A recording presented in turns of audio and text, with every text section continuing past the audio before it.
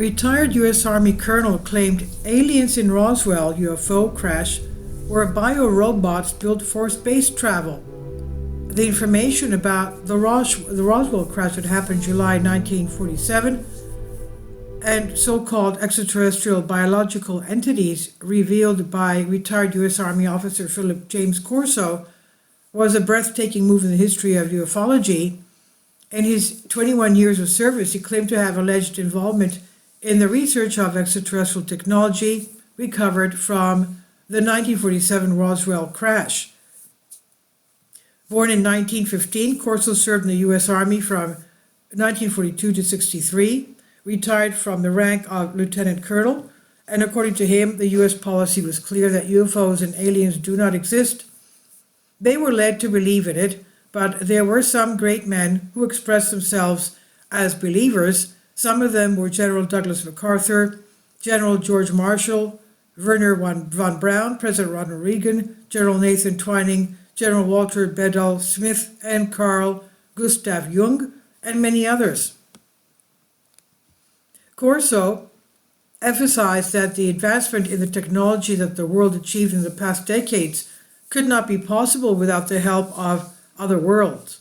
Scientists such as Dr. Herman Oberth, Stanton Friedman, Robert Sabire, William W.E. Smith, and Director Wernher von Braun, etc., are disregarded or ridiculed when they say, "We cannot take the credit for our record advancements in certain scientific fields alone. We have been helped by people of other worlds." He highlighted the intervention of aliens in human history by referring to Sumerians who stated that the EBEs were the most advanced in the studies and manipulation of DNAs, who were adroit in cloning. "We believe that the beings of the Roswell crash were clones. The Sumerians called them Igigis. They were used to ferry the gods to Earth and continuously stayed in subspace and circled the globe Earth," Corso explained. During his military career, Corso was granted 9 clearances above top secret. These included cryptographic, satellites, code, and intercept special operational clearances, and the eyes-only category of special White House NSC matters. And this allowed him to have an eye on matters within the government, which included UFO information.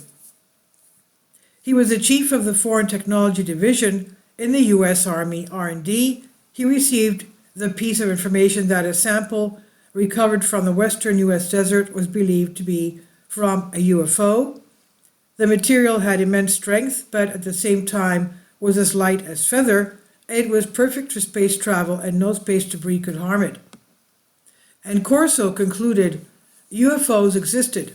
His team had reports of objects from a mothership, and they believed that what was recovered were parts of sphere-type probes. Usually 4 or 5 of these came from every saucer. He further explained that the radar images of formations are probably these probes surrounding 1 or 2 flying saucers. They dissolved in a transparent alignment of atoms. On visiting the crash, Corso was convinced that it was the UFO. His faith in UFOs came from his work in R&D, where the radars once locked an object flying over 3,000 miles an hour.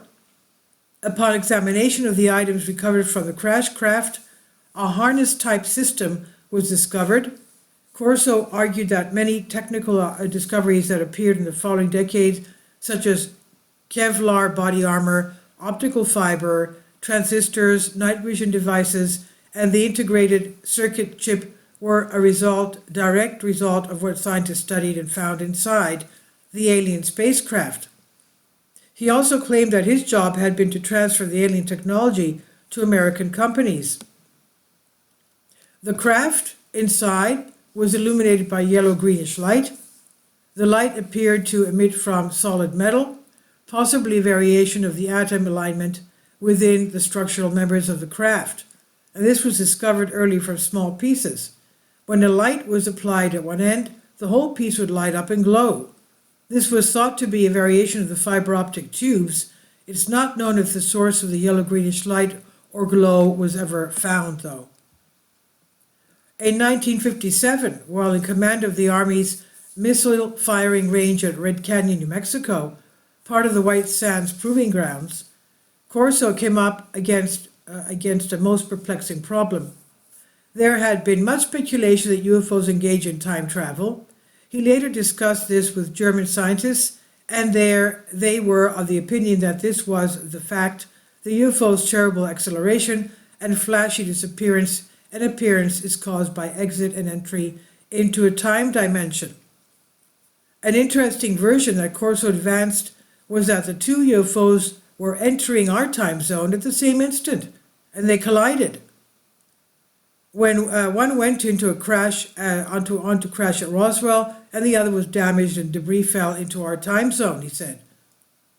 It's accelerated at a terrific speed, exceeding its own limits, and fell just west of Red Canyon in White Sands area, but it had gained 10 years and crashed in 1957. In 1997, Corso and writer William Burns published a book that revealed many secrets and mysteries that took place during the events of Roswell 1947. So this is 50 years after the event. The book, titled The Day After Roswell, immediately became a sensation among UFO researchers and conspiracy theorists.